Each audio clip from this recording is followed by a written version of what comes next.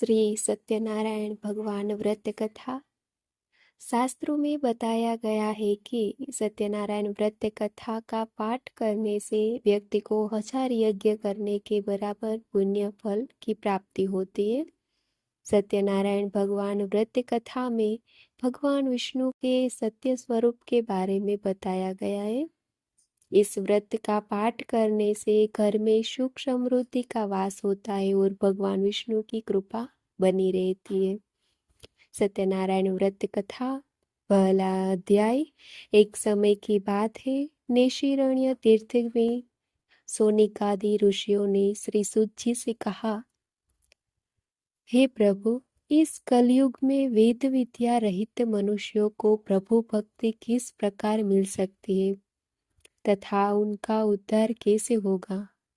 हे मुनि श्रेष्ठ, कोई ऐसा तप बताइए जिससे थोड़े समय में ही पुण्य मिले और मनवांछित फल भी मिल जाए। इस प्रकार की कथा सुनने की हम इच्छा रखते हैं। सर्वशास्त्रों के ज्ञाता सूत जी बोले, हे वैष्णव, मैं पूज्य, आप सभी ने प्राणियों के हित की बात पूछी है, इसलिए मैं एक ऐसे श्रेष्ठ व्रत को आप लोगों को बताऊंगा जिसे नारद जी ने लक्ष्मी नारायण जी से पूछा था और लक्ष्मीपति ने मुनि श्रेष्ठ नारद जी से कहा था। आप सब इसे ध्यान से सुनिए। एक समय की बात है, योगीराज नारद जी दूसरों के हित की इच्छा लिए अनेकों लोकों में घूमते हुए मृत्युलोक में आ पहुंचे। यहाँ उन्होंने अनेक योनियों में जन्मे प्रायः सभी मनुष्यों को अपने कर्मों द्वारा अनेकों दुखों से पीड़ित देखा। उनका दुख देख नारद जी सोचने लगे कि कैसा यत्न किया जाए जिसके करने से निश्चित रूप से मानव के दुखों का अंत हो जाए। इसी विचार पर मनन करते हुए वह विष्णु लोक में गए। वहां वह देवों के इस नारायण की स्तुति करने लगे, जिनके हाथों में शंख चक्र गदा और पद्म थे, गले में वरमाला पहने हुए थे। स्तुति करते हुए नारद जी बोले, हे भगवान, आप अत्यंत शक्ति से संपन्न है। मन तथा वाणी भी आपको नहीं पा सकते है। आपकी आदि मध्य तथा अंत नहीं है। निर्गुण स्वरूप सृष्टि के कारण भक्तों के दुख को दूर करने वाले हैं। आपको मेरा नमस्कार है। नारद जी की स्तुति सुन विष्णु भगवान बोले, हे मुनि श्रेष्ठ, आपके मन में क्या बात है? आप किस काम के लिए पधारे हैं, उसे निसंकोच कहो।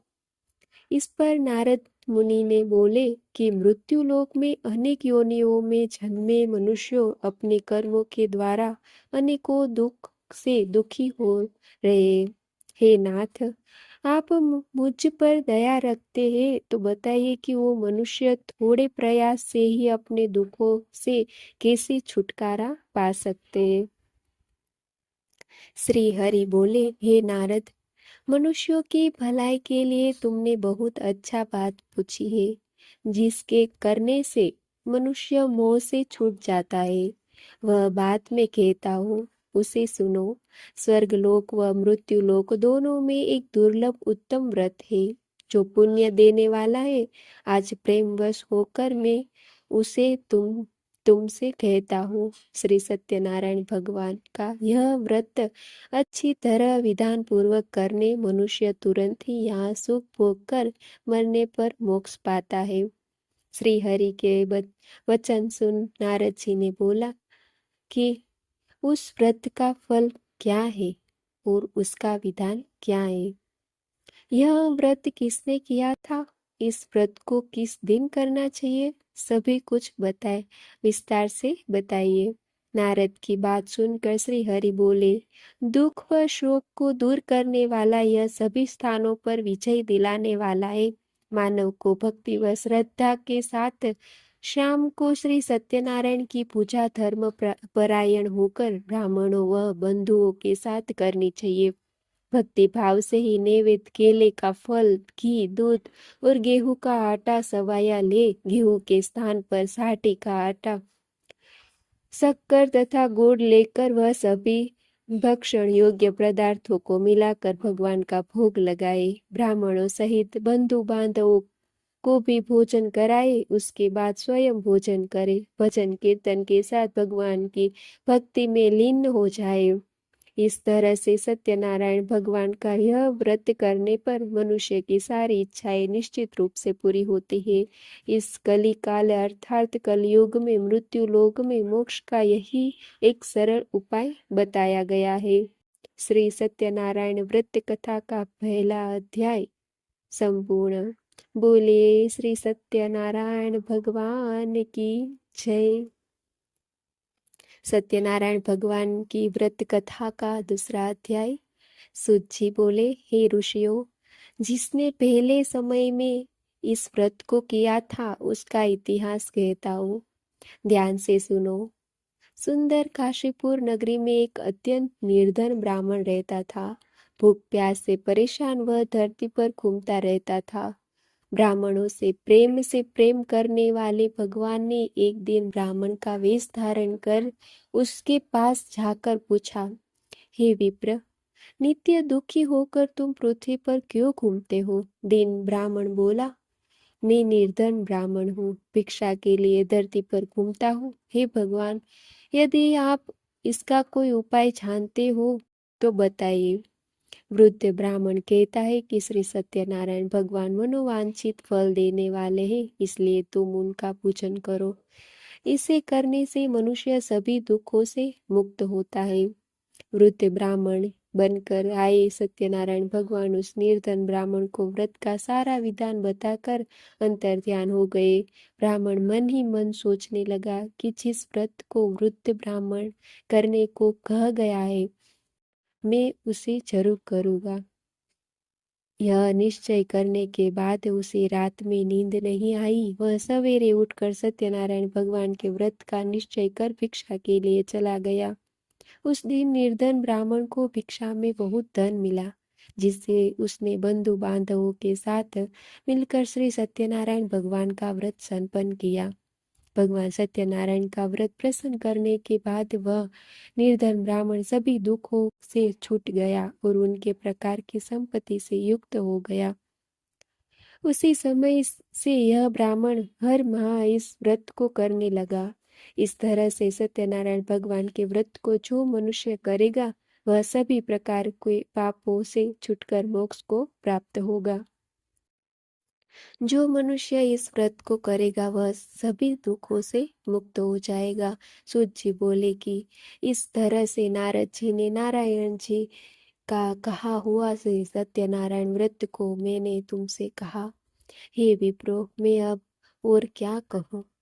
ऋषि बोले, हे मुनिवर, संसार में उस विप्र से सुनकर और किस किस ने इस व्रत को किया, हम सब इस बात को सुनना चाहते हैं। इसके लिए हमारे मन में श्रद्धा का भाव है।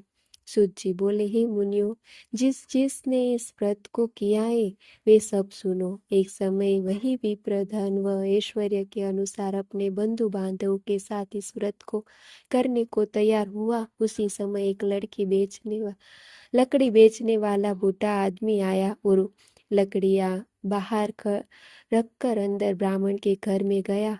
प्यास से दुखी वह लकड़हारा उनको व्रत करते देखे विप्र को नमस्कार कर पूछने लगा कि आप यह क्या कर रहे हैं?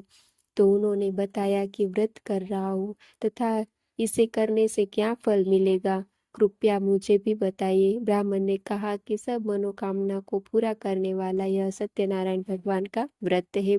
इनकी कृपा से ही मेरे घर में धन धान्य आदि की वृद्धि हुई है। विप्र से सत्यनारायण व्रत यहाँ के बारे में जानकर लकड़हारा ने बहुत प्रसन्न हुआ। चरणामृत लेकर प्रसाद खाने के बाद वह अपने घर गया।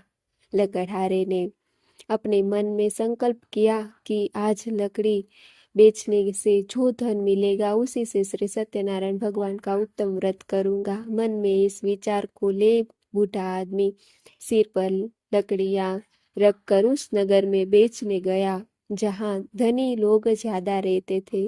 उस नगर में उसी अपनी लकड़ियाँ का दाम पहले से 4 गुना अधिक मिलता है।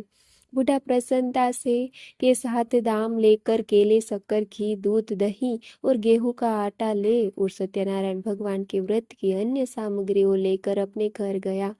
वहां उसने अपने बंधु बांधवों को बुलाकर विधि विधान से सत्यनारायण भगवान का पूजन और व्रत किया। इससे व्रत व्रत के प्रभाव से वह बूढ़ा लकड़हारा धन, पुत्र आदि से युक्त होकर संसार के समस्त सुख भोग अंतकाल में वैकुंठ धाम चला गया। श्री सत्यनारायण व्रत कथा का दूसरा अध्याय संपूर्ण। बोलिए श्री सत्यनारायण भगवान की जय। सत्यनारायण भगवान की व्रत कथा का तीसरा अध्याय। सूत जी बोले, हे श्रेष्ठ मुनियों, अब आगे की कथा कहता हूँ। पहले समय में उल्कामुख नाम का एक बुद्धिमान राजा था। वह सत्य वक्ता और जितेंद्रिय था। प्रतिदिन देव स्थानों पर जाता और निर्धनों को धन देकर उनके कष्ट दूर करता था। उसकी पत्नी कमल के समान मुख वाली और सती साध्वी थी। भद्रशिला नदी के तट पर उन दोनों ने श्री सत्यनारायण भगवान का व्रत किया। उसी समय साधु नाम एक वैश्य आया। उसके पास व्यापार करने के लिए बहुत सा धन भी था। राजा को व्रत करते देखकर वह विनय के साथ पूछने लगा, हे राजन, भक्ति भाव से पूर्ण होकर आप यह क्या कर रहे हैं? मैं सुनने की इच्छा रखता हूँ, तो आप मुझे बताइए। राजा बोला, हे साधु, अपने बंधु बांधवों के साथ पुत्रादि की प्राप्ति के लिए एक महाशक्तिमान श्री सत्यनारायण भगवान का व्रत व पूजन कर रहा हूँ। राजा के वचन सुन साधु आदर से बोला, हे राजन, मुझे इस व्रत का सारा विधान कहिए। आपके कथनानुसार मैं भी इस व्रत को करूँगा। मेरी भी संतान नहीं है और इस व्रत को करने से निश्चित रूप से मुझे संतान की प्राप्ति होगी। राजा से व्रत का सारा विधान सुन व्यापार से निवृत्त हो वह अपने घर गया। साधु वैश्य ने अपनी पत्नी को संतान देने वाले इस व्रत का वर्णन सुनाया और कहा कि जब मेरी संतान होगी तब मैं इस व्रत को करूँगा। साधु ने इस तरह के वचन अपनी पत्नी लीलावती से कहे। एक दिन लीलावती पति के साथ आनंदित हो सांसारिक धर्म में प्रवृत्त होकर सत्यनारायण भगवान की कृपा से गर्भवती हो गई। 10वें महीने में उसके गर्भ में एक सुंदर कन्या ने जन्म लिया। दिनों दिन वह ऐसे बढ़ने लगी कि जैसे कि शुक्ल पक्ष का चंद्रमा बढ़ता हो। माता पिता ने अपनी कन्या का नाम कलावती रखा। एक दिन लीलावती ने मीठे शब्दों में अपने पति को याद दिलाया कि आपने सत्यनारायण भगवान के जिस व्रत को करने का संकल्प लिया था उसे करने का अब समय आ गया है। आप इस व्रत को करिए। साधु बोला कि हे प्रिय, इस व्रत को मैं उसके विवाह पर करूँगा। इस प्रकार अपनी पत्नी को आश्वासन देकर वह नगर को चला गया। कलावती पिता के घर में रह मृत्यु प्राप्त हो गई। साधु ने एक बार नगर में अपनी कन्या को सखियों के साथ देखा तो तुरंत ही दूत को बुलाकर कहा कि मेरी कन्या ने योग्य वर देखकर आओ। साधु की बात सुनकर दूत कंचन नगर में पहुंचा और वहां देखभाल कर लड़की के सुयोग्य वाणिक पुत्र को ले आया। सुयोग्य लड़के को देख साधु ने बंधु बांधवों को बुलाकर अपनी पुत्री का विवाह कर दिया। लेकिन दुर्भाग्य की बात ये कि साधु ने अभी भी श्री सत्यनारायण भगवान का व्रत नहीं किया। इस पर श्री भगवान क्रोधित हो गए और श्राप दिया कि साधु को अत्यधिक दुख मिले। अपने कार्य में कुशल साधु बनिया जमाई को लेकर समुद्र के पास स्थित होकर रत्नाशारपुर नगर में आ गया। वहां जाकर दामाद ससुर दोनों मिलकर चंद्रकेतु राजा के नगर में व्यापार करने लगे। एक दिन भगवान सत्यनारायण की माया से एक चोर राजा का धन चुरा कर भाग रहा था। उसने राजा के सिपाहियों को अपना पीछा करते देख चुराया हुआ धन वहां रख दिया जहां साधु अपने जमाई के साथ ठहरा हुआ था। राजा के सिपाहियों ने साधु वेश्य के पास राजा का धन पड़ा देखा तो वह ससुर जमाई दोनों को बांधकर प्रसन्नता से राजा के पास ले गए। कहा कि उन दोनों चोरों को हम पकड़ लाए हैं, आप आगे की कार्यवाही की आज्ञा दे। राजा की आज्ञा से उन दोनों को कठिन कारावास में डाल दिया गया और उनका सारा धन भी उनसे छीन लिया गया। श्री सत्यनारायण भगवान श्री श्राप से साधु की पत्नी भी बहुत दुखी हुई। घर में जो धन रखा था उसे चोर चुरा ले गए। शारीरिक तथा मानसिक पीड़ा व भूख प्यास से अति दुखी होकर अन्न की चिंता में कलावती के ब्राह्मण के घर गई। वहां उसने श्री सत्यनारायण भगवान का व्रत होते देखा, फिर कथा भी सुनी। वह प्रसाद ग्रहण कर वह रात को घर वापिस आई। माता के कलावती से पूछा कि हे पुत्री, अब तुम कहाँ थी, तेरे मन में क्या है? कलावती ने अपनी माता से कहा, माता, मैंने एक ब्राह्मण के घर में श्री सत्यनारायण भगवान का व्रत देखा है। कन्या के वचन सुन लीलावती भगवान के पूजन की तैयारी करने लगी। लीलावती ने परिवार व बंधुओं से सत्यनारायण भगवान का पूजन किया और उनसे वर मांगा कि मेरे पति तथा जमाई शीघ्र घर आ जाए। साथ ही यह भी प्रार्थना की हम सब का अपराध क्षमा करे। श्री सत्यनारायण भगवान इस व्रत से संतुष्ट हो गए और राजा चंद्रकेतु को सपने में दर्शन दे कहा कि हे राजन, तुम उन दोनों वेश्यों को छोड़ दो और तुमने उनका जो धन लिया है उसे वापस कर दो। अगर ऐसा नहीं किया तो तुम्हारा धन, राज्य व संतान सभी को नष्ट कर दूंगा। राजा को यह सब कहकर वह अंतर ध्यान हो गए। प्रातःकाल सभा में राजा ने अपना सपना सुनाया, फिर बोले कि वणिक पुत्रों को कैद से मुक्त कर सभा में लाओ। दोनों ने आते ही राजा को प्रणाम किया। राजा मीठी वाणी में बोला, हे महानुभाव, भाग्यवश ऐसा कठिन दुख तुम्हें प्राप्त हुआ है, लेकिन अब तुम्हें कोई भय नहीं है।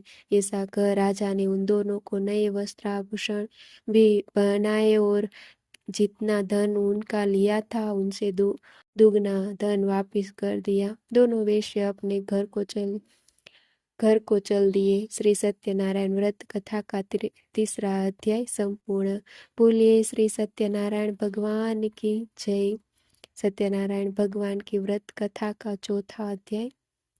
सूत जी बोले, वेश्य ने मंगलाचार कर अपनी यात्रा आरंभ की और अपने नगर की ओर चल दिए। उनके थोड़ी दूर जाने पर एक दंडी वेशधारी श्री सत्यनारायण ने उनसे पूछा, हे साधु, तेरी नाव में क्या है?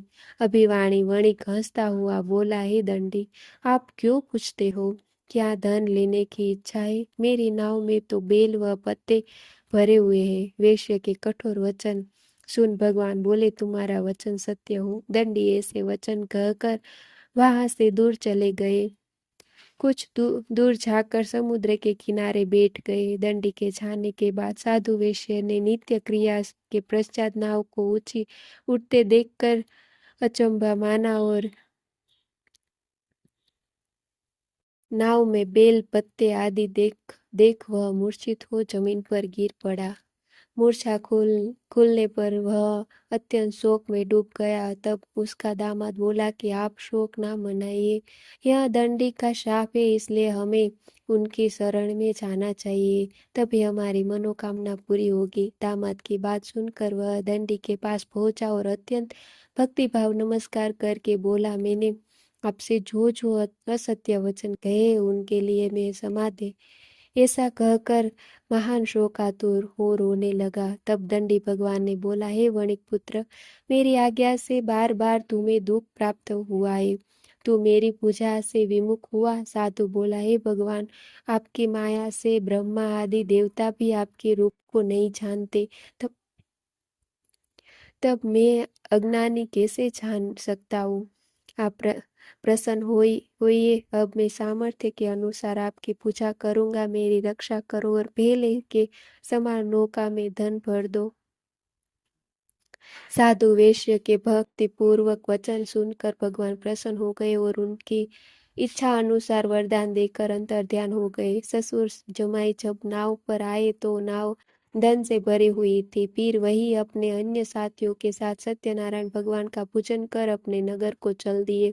जब नगर के नजदीक पहुंचे तो दूत को घर पर खबर करने के लिए भेज दिया। दूत साधु की पत्नी को प्रणाम कर कहते हैं कि मालिक अपने दामाद सहित नगर के निकट आ गए। दूत की बात सुन साधु की पत्नी लीलावती ने बड़े हर्ष के साथ सत्यनारायण भगवान का पूजन कर अपनी पुत्री कलावती से कहा कि अपने पति के दर्शन को चाहती हूँ तो कार्य पूर्ण कर शीघ्र आ जा। माता के ऐसे वचन सुनकर कलावती जल्दी से प्रसाद छोड़ अपने पति से पास चली गई। प्रसाद की अवहेलना के कारण श्री सत्यनारायण भगवान रुष्ट हो गए और नाव सहित उसके पति को पानी में डुबा दिया। कलावती अपने पति को वहां ना पाकर रोती हुई जमीन पर गिर गई। नौका को डूबा हुआ देख वह कन्या को रोता देख साधु दुखी होकर बोला कि हे प्रभु, मुझसे तथा मेरे परिवार से जो भूल हुई है उसे क्षमा करे। साधु के दीन वचन सुनकर श्री सत्यनारायण भगवान प्रसन्न हो गए और आकाशवाणी हुई कि हे साधु, तेरी कन्या मेरे प्रसाद को छोड़कर आई है, इसलिए उसका पति अदृश्य हो गया है। यदि वह घर जाकर प्रसाद खाकर लौटती है तो इसे इसका पति अवश्य मिलेगा। ऐसी आकाशवाणी सुन कलावती घर पहुंचकर प्रसाद खाती है और फिर आकर अपने पति के दर्शन करती है। उसके बाद साधु अपने बंधु बांधवों सहित श्री सत्यनारायण भगवान का विधि विधान से पूजन करता है। इस लोक का सुख भोग वह अंत में स्वर्ग जाता है। श्री सत्यनारायण व्रत कथा का चौथा अध्याय संपूर्ण। बोलिए श्री सत्यनारायण भगवान की जय। सत्यनारायण भगवान की व्रत कथा का 5वां अध्याय। सूत जी बोले, हे ऋषियों, मैं और भी एक कथा सुनाता हूँ, उसे भी ध्यान पूर्वक सुनो। प्रजापालन में लीन तुंगध्वज नाम का एक राजा था। उसने भी भगवान का प्रसाद त्याग कर बहुत ही दुख शान किया। एक बार वन में जाकर वन्य पशुओं को मारकर वह बड़ के पेड़ के नीचे आया। वहां उसने ग्वालों को भक्ति भाव से अपने बंधुओं सहित सत्यनारायण भगवान का पूजन करते देखा। अभिमानवश राजा ने उन्हें देखकर भी पूजा स्थान में नहीं गया और ना ही उसने भगवान को नमस्कार किया। ग्वालों ने राजा को प्रसाद दिया, लेकिन उसने वह प्रसाद नहीं खाया और प्रसाद को वही छोड़ वह अपने नगर को चला गया। जब वह नगर में पहुंचा तो वहां सब कुछ तहस नहस हुआ पाया तो वह शीघ्र ही समझ गया कि यह सब भगवान ने ही किया है। वह दोबारा ग्वालों के पास पहुंचा और विधि पूर्वक पूजा करके प्रसाद खाया तो श्री सत्यनारायण भगवान की कृपा से सब कुछ पहले जैसा हो गया। दीर्घ काल तक सुख भोगने के बाद मरणोपरांत उसे स्वर्गलोक की प्राप्ति हुई। जो मनुष्य परम दुर्लभ इस व्रत को करेगा तो भगवान सत्यनारायण की अनुकंपा से उसे धन धान्य की प्राप्ति होगी। निर्धन धनी हो जाता है और भय मुक्त हो जीवन जीता है। संतान हीन मनुष्यों को संतान सुख मिलता है और सारे मनोरथ पूर्ण होने पर मानव अंत काल में वैकुंठ धाम को जाता है। सूत जी बोले, जिन्होंने पहले इस व्रत को किया है, अब उनके दूसरे जन्म की कथा कहता हूँ। वृद्ध सतानंद ब्राह्मण ने सुदामा का जन्म लेकर मोक्ष की प्राप्ति की। लकड़हारे ने अगले जन्म में निषाद बनकर मोक्ष प्राप्त किया। उल्का मुख नामक राजा दशरथ होकर वैकुंठ हो गए। साधु नाम के वैश्य ने मोरध्वज बनकर अपने पुत्र को आरे से चीरकर मोक्ष पाया। महाराज तुंगध्वज से स्वयंभू होकर भगवान में भक्ति युक्त होकर कर्म कर मोक्ष पाया। श्री सत्यनारायण कथा का 5वां अध्याय संपूर्ण। बोलिए श्री सत्यनारायण भगवान की जय।